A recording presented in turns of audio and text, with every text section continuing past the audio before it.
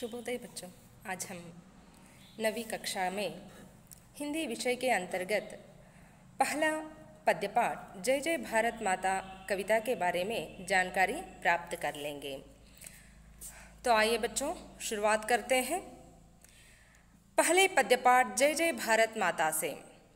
बच्चों आप सबको मालूम है ना, हर एक पाठ कोई ना कोई पाठ हो या कोई ना कोई कविता, हर एक पाठ एक महत्वपूर्ण उद्देश्य पर आधारित होता है। इसलिए हम सबसे पहले इस पद्य पाठ का उद्देश्य क्या है उसके बारे में जानकारी प्राप्त कर लेंगे। बाद में कवि परिचय देखेंगे। उसके बाद पद्य का भावार्थ या अर्थ विश्लेषण करेंगे। तो आइए बच्चों अब हम देखते हैं इस पद्य का उद्देश्य क्या है। इस पद्यपाठ का मुख्य उद्देश्य इस प्रकार है: भारत माता का गुणगान करना, उसकी धन संपत्ति तथा ज्ञान का परिचय देना, साथ ही बच्चों में देश प्रेम बढ़ाना। ये था इस कविता का उद्देश्य। इसके बाद हम कवि परिचय के बारे में जानकारी प्राप्त कर लेंगे। हाँ बच्चों, आप सभी को मालूम है इस कविता के कवि का नाम है श्री मैथिली शरण गुप्त जी। ये राष्ट्रकवि मैथिली शरण गुप्त जी के नाम से प्रसिद्ध थे और इनका जन्म 1886 में उत्तर प्रदेश के झांसी जिले के चिरगांव नामक गांव में हुआ था और इनके पिता का नाम था श्री सेठ रामचरण जी और वे ब्रज भाषा के कवि थे। और इनके साहित्यिक गुरु का नाम था महावीर प्रसाद द्विवेदी। मैथिली शरण गुप्त जी ने प्रबंध काव्य तथा खंड काव्यों की रचना की है। कड़ी बोली के विकास में गुप्त जी का योगदान अनन्यतम है। इनकी प्रमुख रचनाएं इस प्रकार हैं: पंचवटी, जयद्रथवध, रंग में भंग, भारत भारती, अनघ, नहुष आदि। ये थे इनके प्रमुख रचनाएं। और इसके बाद हम मैथिली शरण गुप्त जी को प्राप्त पुरस्कारों के बारे में भी कुछ जानकारी प्राप्त कर लेंगे। हाँ बच्चों, श्री मैथिली शरण गुप्त जी को साहित्यिक सेवा के सम्मानार्थ सन 1961 में पद्म भूषण उपाधि मिली थी और उसके साथ साथ साकेत महाकाव्य पर इन्हें गंगा प्रसाद पारितोषिक मिला था। वे राज्यसभा के मनोनीत सदस्य भी थे और इनकी भाषा शैली सरस, सरल एवं रोचक थी। ये था जय जय भारत माता कविता के कवि श्री मैथिली शरण गुप्त जी का संक्षिप्त कवि परिचय। तो अब हम इस कविता का अर्थ विश्लेषण के बारे में जानकारी प्राप्त कर लेंगे। हाँ बच्चों, इस कविता के बारे में यानी कविता का भावार्थ को समझने के पहले हम इस कविता में आए हुए नए शब्द और पर्यायवाची शब्दों के बारे में भी कुछ जानकारी प्राप्त कर लेंगे। तो आइए इस पद्य में नए शब्द कौन कौन से नए शब्द आए हैं। हिया शब्द का अर्थ होता है हृदय, दिल, मन और आग शब्द को कन्नड़ में बेंकी भी कहते हैं। सोत इसका अर्थ होता है स्रोत। आंचल का अर्थ होता है पल्ला, सेरघु अथवा मडिलु भी हम कन्नड़ में कहते हैं। नाता इस शब्द का अर्थ होता है संबंध या रिश्ता। चिरकाल इसका अर्थ होता है शाश्वत। पावन शब्द का अर्थ होता है पवित्र। यश इस शब्द का अर्थ होता है कीर्ति। ये थे इस पद्य में, इस कविता में आए हुए नए शब्द। आइए अब हम इस पद्य में आए हुए पर्यायवाची शब्दों के बारे में भी कुछ जानकारी प्राप्त कर लेंगे। हिया शब्द का अर्थ तो आप सभी को मालूम है। हिया शब्द का अर्थ होता है हृदय और इसके पर्यायवाची शब्द हृदय और उर। आग इस शब्द का पर्यायवाची शब्द अनल और अग्नि। पानी शब्द का पर्यायवाची शब्द जल और सलील। धरती, इस शब्द का पर्यायवाची शब्द क्षितिज भुवि। भाई, इस शब्द का पर्यायवाची शब्द अनुज सहोदर। सूर्य, इस शब्द का पर्यायवाची शब्द दिनकर भास्कर।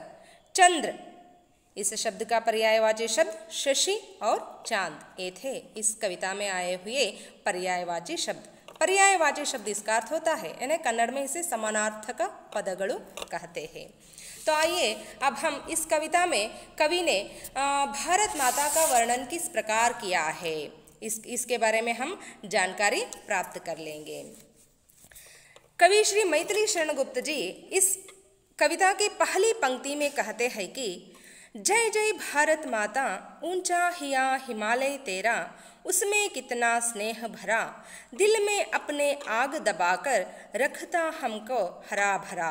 सौ सौ सोतों से बह बहकर है पानी फूटा आता, जय जय भारत माता।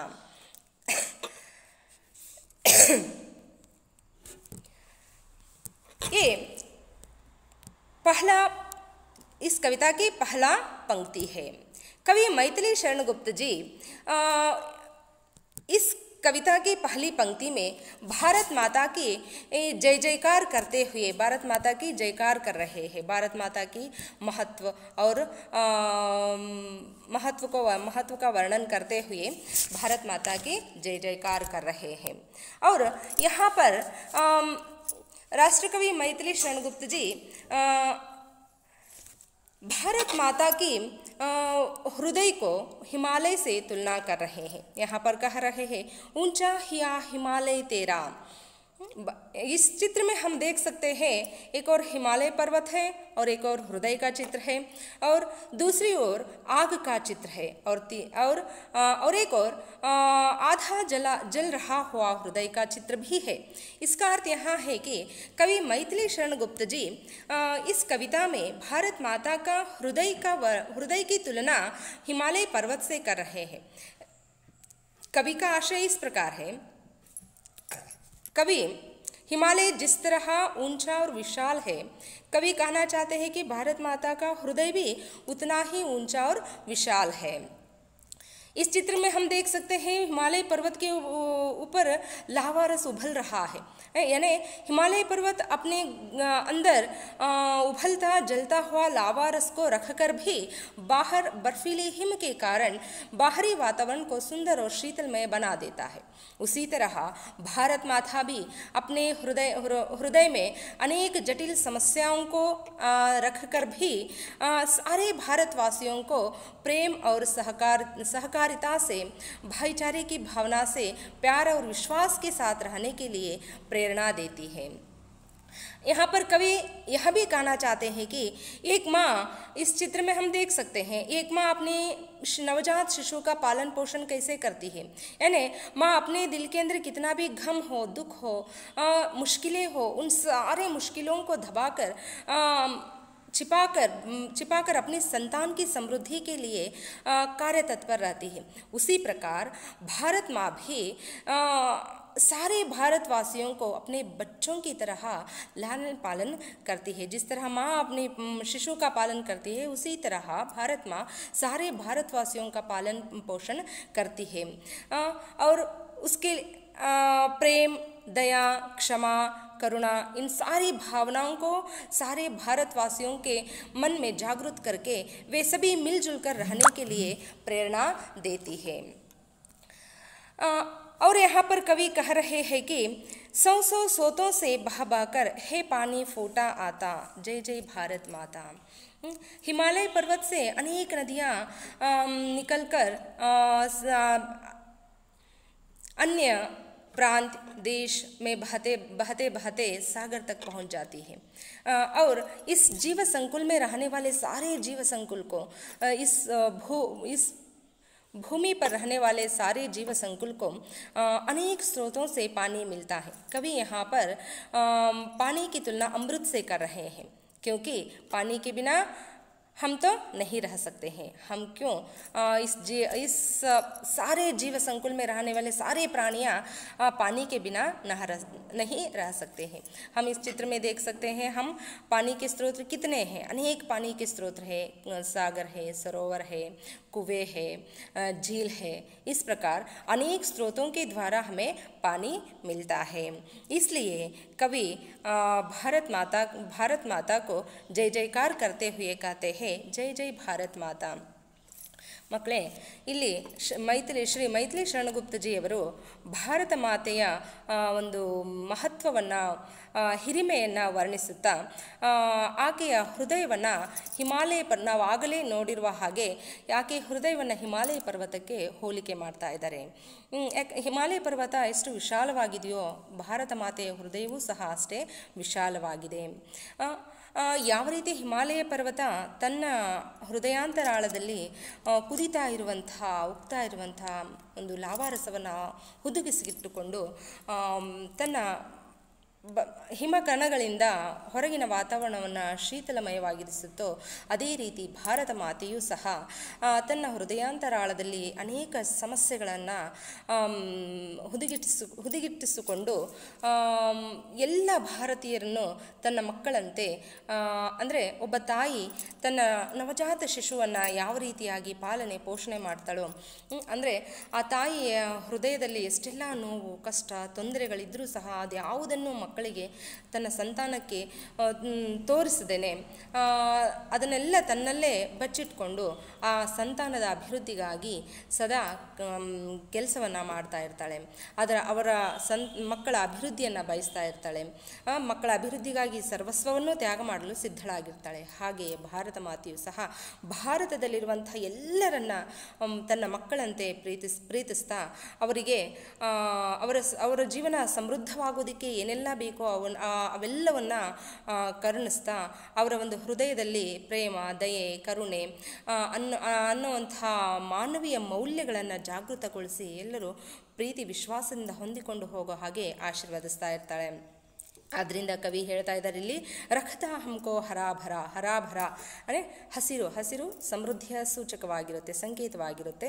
ಹಾಗೆ ನಮ್ಮೆಲ್ಲರಲ್ಲಿ ಪ್ರೀತಿ ವಿಶ್ವಾಸ ಇತ್ತು ಅಂದರೆ, ಒಗ್ಗಟ್ಟು ಇತ್ತು ಅಂದರೆ ನಾವೇನೆಲ್ಲವನ್ನು ಸಾಧಿಸಬಹುದು, ಆ ಸಾಧನೆಯ ಮೂಲಕ ನಾವು ಎಷ್ಟೆಲ್ಲ ಗಳಿಸಬಹುದು ಅನ್ನೋದನ್ನು ನಾವಿಲ್ಲಿ ಕಲ್ಪನೆ ಮಾಡಿಕೊಳ್ಬಹುದು. ಹಾಗಾಗಿ ಕವಿ ಇಲ್ಲಿ ಹೇಳ್ತಾ ಇದ್ದಾರೆ, ನಾವೆಲ್ಲರೂ ಒಗ್ಗಟ್ಟಿನಿಂದ ಸಾಧನೆಯನ್ನು ಮಾಡಿ ಭಾರತದ ಕೀರ್ತಿಯನ್ನು ಹೆಚ್ಚಿಸಬೇಕು ಅಂತ. ಇಲ್ಲಿ ಕವಿ ಮತ್ತೊಂದು ಹೇಳ್ತಾ ಇದ್ದಾರೆ, ಸೋತೋ ಸೆ ಬಹಕರ್ ಹೇ ಪಾನಿ ಫೂಟ ಆತ. ಸೋತೋ ಅಂದರೆ ಸ್ತೋತ್ರ ಅಥವಾ ಮೂಲ. ಅಂದರೆ ನೀರು ನಮಗೆ ಅನೇಕ ಮೂಲಗಳಿಂದ ಲಭ್ಯವಾಗುತ್ತೆ. ಉದಾಹರಣೆಗೆ ನದಿ, ಕೆರೆ, ಹಳ್ಳ, ಬಾವಿ, ಸರೋವರ, ಹೀಗೆ ಅನೇಕ ಮೂಲಗಳಿಂದ ನಮಗೆ ನೀರು ಲಭ್ಯವಾಗುತ್ತೆ. ಈ ನೀರನ್ನು ಕವಿ ಇಲ್ಲಿ ಅಮೃತಕ್ಕೆ ಹೋಲಿಕೆ ಮಾಡಿದ್ದಾರೆ. ಇಡೀ ನಮ್ಮ ಈ ಜೀವ ಸಂಕುಲದಲ್ಲಿರುವಂಥ ಪ್ರತಿಯೊಂದು ಪ್ರಾಣಿಯೂ ಸಹ, ಮನುಷ್ಯನಿಂದ ಹಿಡಿದು ಎಲ್ಲ ಜೀವಿಗಳು ಸಹ ನೀರಿಲ್ಲದೆ ಬದುಕೋದಕ್ಕೆ ಸಾಧ್ಯ ಇಲ್ಲ. ಪ್ರತಿಯೊಂದು ಜೀವಿಗೂ ಸಹ ನೀರು ಅತ್ಯವಶ್ಯಕವಾಗಿ ಬೇಕು. ಹಾಗಾಗಿ ಇಲ್ಲಿ ನೀರನ್ನು ಕವಿ ಅಮೃತಕ್ಕೆ ಹೋಲಿಕೆ ಮಾಡ್ತಾ ಇದ್ದಾರೆ.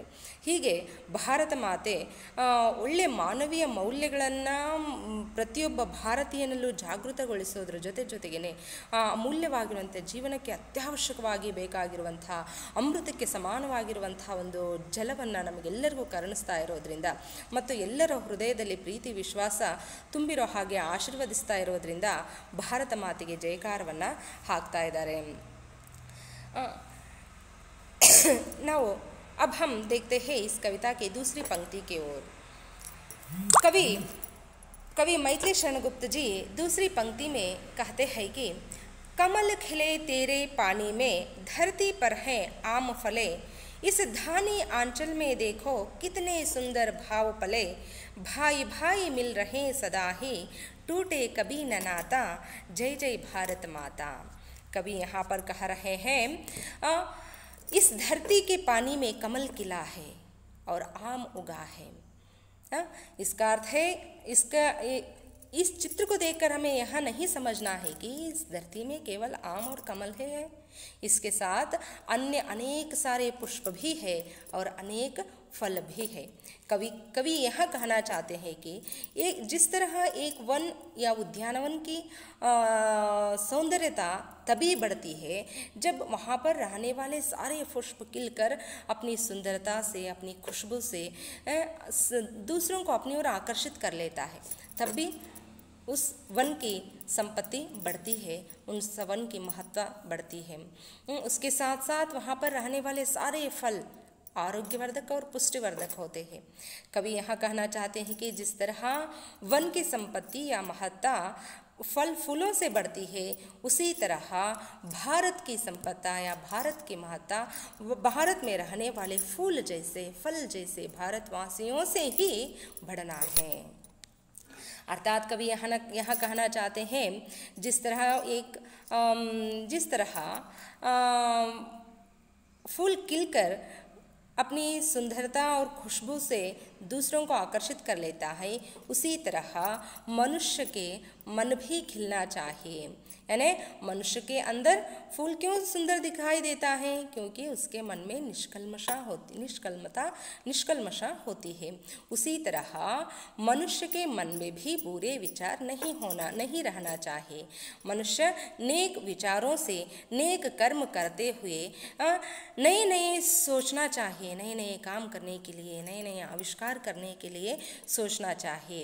इस तरह करते हुए अपनी अभिवृद्धि के साथ साथ भारत देश को भी अभिवृद्धि के पथ तक ले जाना चाहिए।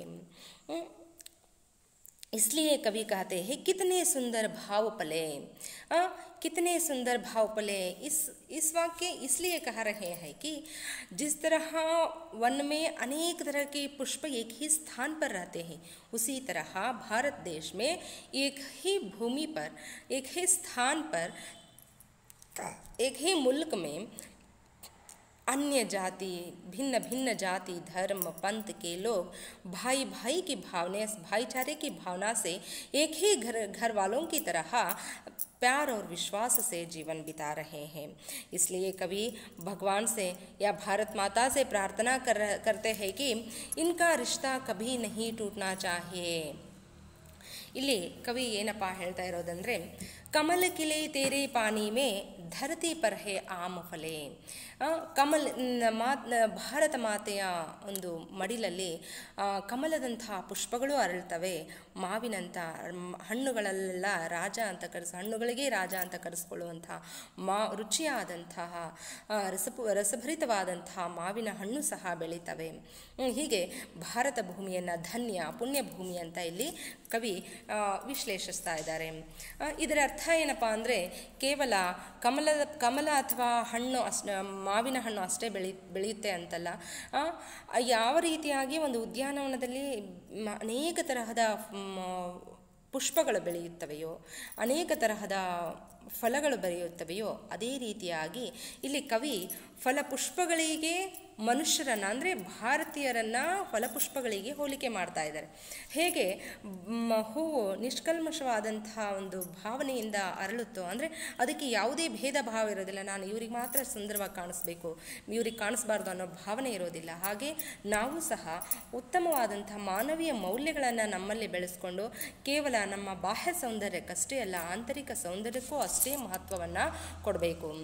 ನಾವು ಆಂತರಿಕವಾಗಿ ಸೌಂದರ್ಯ ವೃದ್ಧಿ ಆದರೆ, ನಮ್ಮಲ್ಲಿ ಆಂತರಿಕವಾದಂಥ ಸೌಂದರ್ಯ ವೃದ್ಧಿ ಆದಾಗ ಮಾತ್ರ ನಮ್ಮ ಯೋಚನೆಗಳು ಸಹ ಬದಲಾಗೋದಕ್ಕೆ ಸಾಧ್ಯ.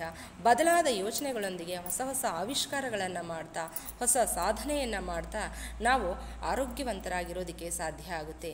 ಮನಸ್ಸಿನಲ್ಲಿ ಯಾವ ಮನುಷ್ಯನ ಮನಸ್ಸಿನಲ್ಲಿ ದ್ವೇಷ, ಅಸೂಹೆಗಳು ತುಂಬಿರ್ತವೋ ಆ ಮನುಷ್ಯ ಆರೋಗ್ಯವಂತನಾಗಿರೋದಕ್ಕೆ ಸಾಧ್ಯ ಇಲ್ಲ, ಆತನ ಮೆದುಳು ಸಹ ಆರೋಗ್ಯವಾಗಿ ಇರೋದಿಲ್ಲ. ಆದ್ದರಿಂದನೇ ಹೇಳ್ತಾರೆ, ಆರೋಗ್ಯವಂತ ದೇಹದಲ್ಲಿ ಮಾತ್ರ ಆರೋಗ್ಯವಂತ ಮೆದುಳಿರೋದಕ್ಕೆ ಸಾಧ್ಯ ಅಂತ. ಹಾಗಾಗಿ ಕವಿ ಇಲ್ಲಿ इस धाನಿಯ ಆಂಚಲ್ ಮೇ ದೇಖೋ ಕಿತನೆ ಸುಂದರ ಭಾವ ಪಲೆ.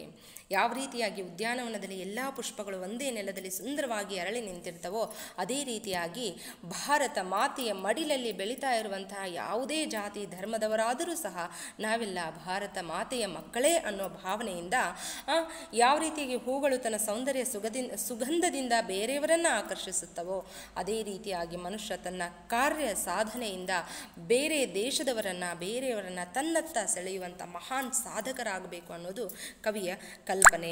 ಆದ್ದರಿಂದ ಕವಿ ಇಲ್ಲಿ ಭಾರತ ಮಾತೆ ಹತ್ರ ಮತ್ತು ಭಗವಂತನ ಹತ್ರ ಪ್ರಾರ್ಥನೆ ಮಾಡ್ಕೊಳ್ತಾ ಇದ್ದಾರೆ. ಏನಪ್ಪ ಅಂದರೆ, ಭಾಯಿ ಭಾಯಿ ಮಿಲ್ ರಹೆ ಸದಾ ಹಿ ಕಬಿ ನ ಟೂಟ ಯಹ ರಿಶ್ತಾ. ಇದರ ಅರ್ಥ ಏನಪ್ಪ ಅಂದರೆ, ಈ ಭಾರತ ಭೂಮಿಯಲ್ಲಿರುವಂತಹ ಎಲ್ಲರೂ ಸಹ, ಎಲ್ಲ ಭಾರತೀಯರು ಸಹ ಅಣ್ಣ ತಮ್ಮಂದಿರಂತೆ ಸಹೋದರತ್ವದ ಭಾವನೆಯಿಂದ ಪ್ರೀತಿ ವಿಶ್ವಾಸದಿಂದ ಜೀವನವನ್ನು ನಡೆಸ್ತಾ ಇದ್ದಾರೆ. ಅವರೆಲ್ಲರ ಈ ಒಂದು ಸಂಬಂಧ, ಈ ಒಂದು ಅಪರೂಪದ ಒಂದು ಸುಮಧುರವಾದಂಥ ಒಂದು ಸಂಬಂಧ ಯಾವತ್ತೂ ಸಹ ಹಾಳಾಗಬಾರ್ದು, ಯಾವತ್ತೂ ಮುರಿದೋಗಬಾರ್ದು, ಇದು ಶಾಶ್ವತವಾಗಿ ಉಳಿಬೇಕು ಅಂಥೇಳಿ ಭಾರತ ಮಾತೆಗೆ ಜೈಕಾರವನ್ನು ಹಾಕ್ತಾ ಜೈ ಜೈ भारत माता ಅಂತ ಹೇಳ್ತಾ ಅವರಲ್ಲಿ ಪ್ರಾರ್ಥನೆ ಮಾಡ್ಕೊಳ್ತಾ ಇದ್ದಾರೆ. तो आइए बच्चों, अब हम इस कविता के अंतिम पंक्ति की ओर जाएंगे और यहाँ देखेंगे इस कविता के अंतिम पंक्ति में कवि क्या कहा है. तेरी लाल दिशा में ही माँ चंद्र सूर्य चिरकाल रहे, तेरे पावन आंगन में अंधकार हटे और ज्ञान मिले, मिलजुल कर ही हम सब गाएं तेरे यश की गाथा, जय जय भारत माता. कवि यहाँ पर लाल दिशा की तुलना सूर्योदय से कर रहे हैं. सूर्योदय हमेशा हम देखते हैं ना, सूर्योदय होते समय वहाँ की दिशा सारा आसमान लाल हुआ रहता है.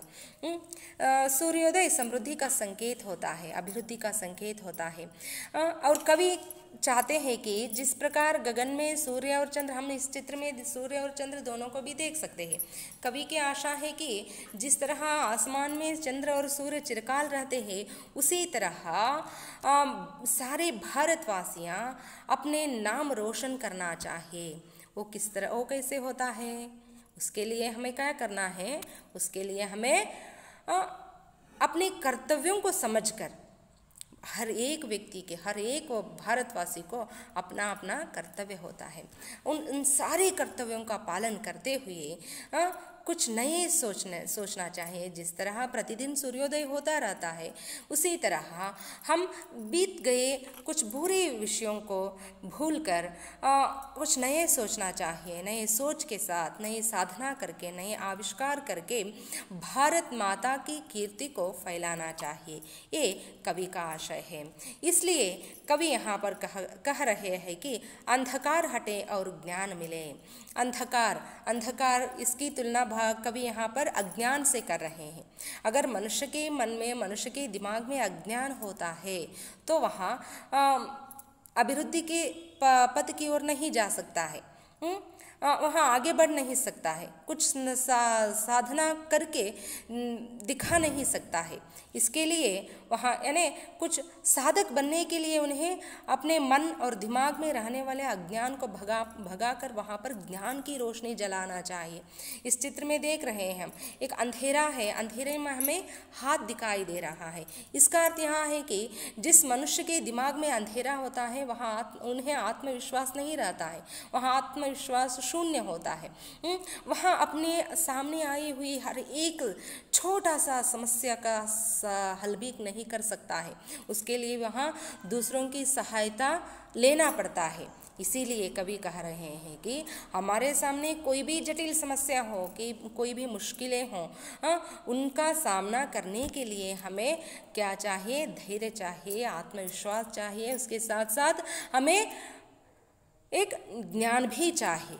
उस ज्ञान के सहारे अगर हमारे दिमाग में नए विचार आते हैं, हमारा दिमाग ज्ञान भंडार से भरा हुआ है, तो हमारे मन में आत्मविश्वास अपने आप बढ़ जाता है. इसलिए कवि भारत माता से, भगवान से प्रार्थना कर रहे हैं कि अंधकार हटे और ज्ञान मिले, मिलजुल कर ही हम सब गाए तेरे यश की गाथा। इस चित्र में हम देख रहे हैं, एक हाथ का चित्र है, समझ लीजिए ये भारत माता का हाथ है, और उंगलियां है ना, या हाथ के उंगलियां हाथ के बिना रह नहीं सकता है। हथेली के बिना उंगलियां रह सकते हैं क्या? नहीं। उसी तरह भारत माँ के आशीर्वाद से हम सभी भारत में रहने वाले भिन्न भिन्न जाति और धर्म के लोग एक ही घर वालों की तरह मानवीय मूल्यों को अपनाकर भाईचारे की भावना से नए नए आविष्कारों से नए नए साधना करते हुए भारत माता की कीर्ति को फैलाकर भारत माता की यशोगाथा को गाना चाहिए। ये कवि की प्रार्थना है। ಇಲ್ಲಿ ಈ ಕವಿತೆಯ ಕೊನೆಯ ನುಡಿಯಲ್ಲಿ ಕವಿ ಹೇಳ್ತಾ ಇರೋದೇನಪ್ಪ ಅಂತಂದರೆ, ನಾವು ಆಕಾಶದಲ್ಲಿ ಚಂದ್ರ ಸೂರ್ಯರನ್ನು ಅನಾದಿ ಕಾಲದಿಂದಲೂ ನೋಡ್ತಾ ಬಂದಿದ್ದೇವೆ. ಅದರ ಅರ್ಥ ಏನಪ್ಪ ಅಂತಂದರೆ, ಕವಿ ಭಾರತೀಯರನ್ನೂ ಸಹ ಸೂರ್ಯಚಂದ್ರರು ಯಾವ ರೀತಿಯಾಗಿ ಆಕಾಶದಲ್ಲಿ ಚಿರಕಾಲದವರೆಗೂ ಇರ್ತಾರೆ, ಅನಾದಿ ಕಾಲದಿಂದಲೂ ಇದ್ದಾರೆ, ಹಾಗೆಯೇ ಮನುಷ್ಯನು ಸಹ ತನ್ನ ಕಾರ್ಯಸಾಧನೆಯಿಂದ ಒಳ್ಳೆಯ ವಿಚಾರಗಳಿಂದ ಮನುಷ್ಯ ಒಳ್ಳೆಯ ವಿಚಾರಗಳನ್ನು ಹೊಂದಿದ್ರೆ, ಆತನ ಮನಸ್ಸು ಒಳ್ಳೆಯದಾಗಿದ್ದರೆ, ಆತನಲ್ಲಿ ಒಳ್ಳೆಯ ಮಾನವೀಯ ಮೌಲ್ಯಗಳಿದ್ದರೆ ಆತನ ಯೋಚನೆಗಳು ಸಹ ಒಳಿತಾಗಿರುತ್ತವೆ, ಆತನ ಕಾರ್ಯಗಳು ಸಹ ಒಳಿತಾಗಿರ್ತವೆ. ಕಾರ್ಯಗಳನ್ನು ಎಲ್ಲರೂ ಒಟ್ಟುಗೂಡಿ ಒಂದು ಮಹತ್ತರವಾದಂಥ ಸಾಧನೆಯನ್ನು ಮಾಡಬೇಕು. ಆ ಸಾಧನೆಯನ್ನು ಮಾಡೋದ್ರ ಮೂಲಕ ಭಾರತದ ಕೀರ್ತಿಯನ್ನು ಸೂರ್ಯಚಂದ್ರರಿರುವವರೆಗೂ ಶಾಶ್ವತವಾಗಿ ಉಳಿಯುವಂತೆ ಮಾಡಬೇಕು ಅನ್ನೋದು ಕವಿಯ ಆಶೆಯಾಗಿದೆ, ಹೆಬ್ಬಯಕೆಯಾಗಿದೆ. ಆ ಹೆಬ್ಬಯಕೆಯ ಪೂರ್ತಿಗಾಗಿ ನಾವು ಅಂದರೆ ಭಾರತೀಯರ ಒಂದು ಮನಸ್ಸಲ್ಲಿರುವಂತಹ ಅಜ್ಞಾನವೆಂಬ ಕತ್ತಲನ್ನು ಹೊಡೆದೋಡಿಸಿ ಅಲ್ಲಿ ಜ್ಞಾನ ಅನ್ನೋ ಬೆಳಕನ್ನು ಬೆಳಗಿಸಬೇಕು, ಜ್ಯೋತಿಯನ್ನು ಬೆಳಗಿಸಬೇಕು. ಹೇಗೆ ಒಂದು ಜ್ಯೋತಿಯನ್ನು ನಾವು ಬೆಳಗಿಸಿದಾಗ ಸುತ್ತಲಿನ ಕತ್ತಲು ಮಾಯವಾಗಿ ಬೆಳಕು ಹರಡುತ್ತೋ ಹಬ್ಬುತ್ತೋ, ಅದೇ ರೀತಿಯಾಗಿ ಜ್ಞಾನದ ಬೆಳಕನ್ನು ಮನುಷ್ಯ ಜ್ಯೋತಿಯನ್ನು ಹಚ್ಕೊಂಡ ಅಂದರೆ, ಜ್ಞಾನದ ದೀಪವನ್ನು ಹಚ್ಚಿದ ಅಂದರೆ ಆತ ತನ್ನ ಆಂತರಿಕವಾದಂತಹ ಸೌಂದರ್ಯ ವೃದ್ಧಿಯಾಗುತ್ತಾ ಹೋಗುತ್ತೆ. ಆತ ಹೊಸ ಹೊಸ ವಿಷಯಗಳನ್ನು ತಿಳಿತಾ ಹೋಗ್ತಾನೆ. ಹೊಸ ಹೊಸ ಸಾಧನೆಯನ್ನು ಮಾಡೋದಕ್ಕಾಗಿ ಎದುರಾದಂಥ ಪ್ರತಿಯೊಂದು ಅತ್ಯಂತ ಕಷ್ಟಕರವಾದಂತಹ ಸಮಸ್ಯೆಗಳನ್ನು ಸಹ ಆತ್ಮವಿಶ್ವಾಸದಿಂದ ಸ್ವಶಕ್ತಿಯಿಂದ ಬಗೆಹರಿಸಿಕೊಳ್ಳುವಂಥ ಒಂದು ಸಾಮರ್ಥ್ಯವನ್ನು ಅವನು ಪಡ್ಕೊಳ್ಳೋದು ಕೇವಲ ಜ್ಞಾನದಿಂದ ಮಾತ್ರ. ಹಾಗಾಗಿ ಕವಿ ಇಲ್ಲಿ ಆ ಭಗವಂತನ ಹತ್ರ ಪ್ರಾರ್ಥನೆ ಮಾಡ್ಕೊಳ್ತಾ ಇದ್ದಾರೆ, ಪ್ರತಿಯೊಬ್ಬ ಭಾರತೀಯನಿಗೂ ಸಹ ಅಜ್ಞಾನ ಎಂಬ ಕತ್ತಲಿಂದ ಹೊರತಂದು ಅವರಿಗೆ ಜ್ಞಾನದ ಬೆಳಕನ್ನು ಹಚ್ಚಿಸು, ಅವರಲ್ಲಿ ಜ್ಞಾನದ ಬೆಳಕು ಹಬ್ಬುವಂತೆ ಮಾಡು ಅಂತ ಹೇಳಿ, ಪ್ರಕಾಶಿಸುವಂತೆ ಮಾಡು ಅಂತ ಹೇಳಿ ಇಲ್ಲಿ ಆ ಭಗವಂತನ ಹತ್ರ ಪ್ರಾರ್ಥನೆ ಮಾಡ್ಕೊಳ್ತಾ ಇದ್ದಾರೆ. ಎಲ್ಲರೂ ಒಟ್ಟಾಗಿ ಸಾಧನೆಯನ್ನು ಮಾಡಿ, ಆ ಸಾಧನೆ ಗಗನದೆತ್ತರಕ್ಕೂ ಹಾರಿ, ಆ ಸಾಧನೆಯ ಒಂದು ಶಬ್ದ, ಆ ಸಾಧನೆ ಮಾತನಾಡುವಂತಾಗಲಿ, ಆ ಸಾಧನೆ ಭಾರತ ಮಾತೆಯ ಕೀರ್ತಿಯನ್ನು ಗಗನದೆತ್ತರಕ್ಕೂ ಚಿಮ್ಮಿಸುವಂತಾಗಲಿ, ಬಿಂಬಿಸುವಂತಾಗಲಿ ಅಂತ ಹೇಳಿ ಭಗವಂತನ ಹತ್ರ ಪ್ರಾರ್ಥನೆ ಮಾಡ್ಕೊಳ್ತಾ ಇದ್ದಾರೆ. ಆ ರೀತಿಯಾಗಿ ಸಾಧನೆ ಮಾಡ್ತಾ ನಾವೆಲ್ಲರೂ ಒಗ್ಗಟ್ಟಿನಿಂದ, ಯಾಕಂದರೆ ಎಲ್ಲಿ ಒಗ್ಗಟ್ಟಿರುತ್ತೋ ಅಲ್ಲಿ ಜಯ ಕಟ್ಟಿಟ್ಟ ಬುತ್ತಿಯಂತೆ, ಎಲ್ಲರೂ ಒಗ್ಗಟ್ಟಿನಿಂದ ದೇಶದ ಕೀರ್ತಿಯನ್ನು, ಭಾರತ ಮಾತೆಯ ಕೀರ್ತಿಯನ್ನು ಹೆಚ್ಚಿಸೋದಕ್ಕೆ ಸದಾಕಾಲ ಪ್ರಯತ್ನಿಸೋಣ ಮತ್ತು ಎಲ್ಲರೂ ಒಟ್ಟಿಗೆ ಕೂಡಿ ಭಾರತ ಮಾತೆಯ ಯಶೋಗಾಥೆಯನ್ನು, ಕೀರ್ತಿಯ ಹಾಡುಗಳನ್ನು ನಾವು ಹಾಡೋಣ ಅಂಥೇಳಿ ಕವಿ ಇಲ್ಲಿ ಭಗವಂತನ ಹತ್ರ ಪ್ರಾರ್ಥನೆ ಮಾಡ್ಕೊಳ್ತಾ ಇದ್ದಾರೆ. तो बच्चों, ये था इस कविता का भावार्थ. आशा करती हूँ आप सभी इस कविता के बारे में काफ़ी जानकारी प्राप्त कर चुके हैं और इस पद्य में कवि के आशय क्या है ये सभी आप जान लिए हैं. और मातृभूमि की रक्षा के लिए, देश की रक्षा के लिए, देश की कीर्ति को बढ़ाने के लिए आप ही सदा कार्यतत्पर रहेंगे और आपका भी जीवन समृद्ध बनने के लिए मैं भगवान से प्रार्थना करते हुए इस पाठ को समाप्त कर रही हूँ. तो अगले कक्षा में मिलते हैं. धन्यवाद बच्चों.